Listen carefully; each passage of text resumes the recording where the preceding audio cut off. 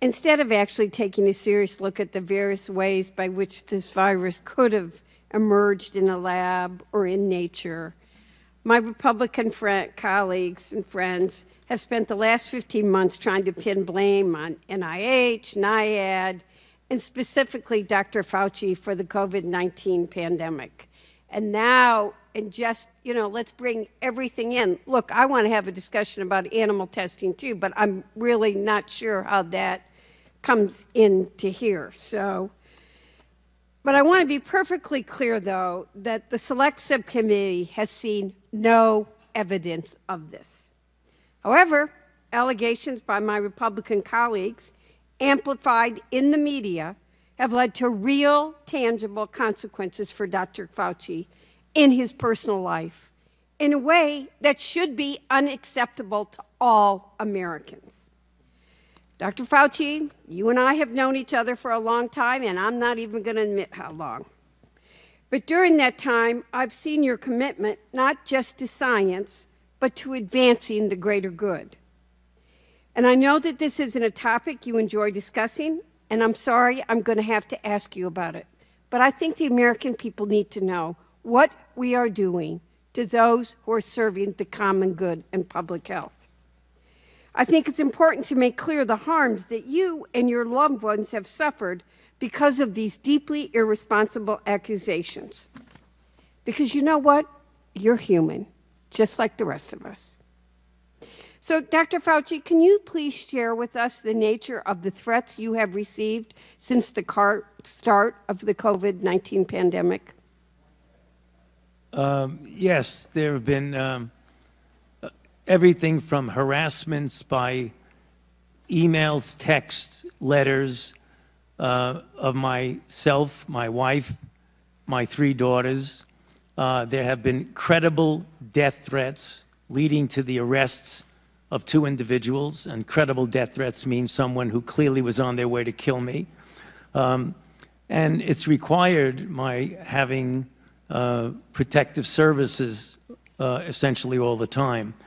It is very troublesome to me. It is much more troublesome because they've involved my wife and my 3 daughters. At these moments, how do you feel? Keep your mic on. Terrible. Do you continue to receive threats today? Yes, I do. Every time someone gets up and says I'm responsible for the death of people throughout the world, the death threats go up. It's unacceptable that you've been treated this way, especially after you've dedicated your life to science and research for the public interest. You deserve better. Every human being deserves better. And I'm afraid that the treatment you've received will also have far-reaching consequences for the future of science, particularly when done for the public good.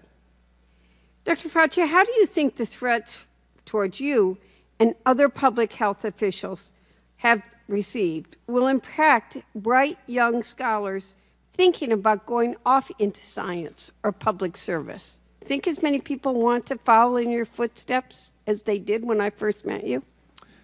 You know, Congressman Dingell, I think this is a powerful disincentive for young people to want to go into public health and maybe even science and medicine in the public arena, because it's very clear that not only I, because I'm a very much of a public figure, but many of my colleagues who are less visible than I, whenever they speak up in defense of the kinds of things that we're trying to do to protect the American public, they too get threats.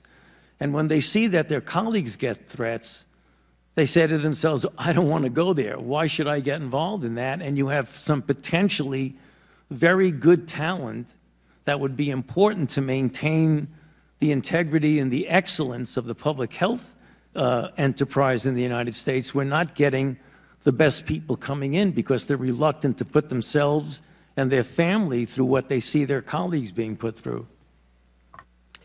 Well, you're right. You're not alone in feeling that way. In fact, ahead of today's hearing, the Select Subcommittee received a letter from the Association of State and Territorial Health Officials, which represents public health officials in communities of all political persuasions, detailing the surge of harassment, intimidation, hate speech, threats of violence, and death threats that their members faced during the pandemic.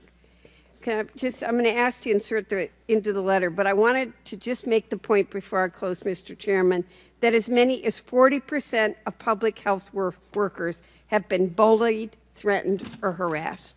And I think we all need to take that on as a public health issue. I'd ask to enter the letter into the record and yield back. Without objection. Thank you, Mr. And now recognize Ms. Lesko.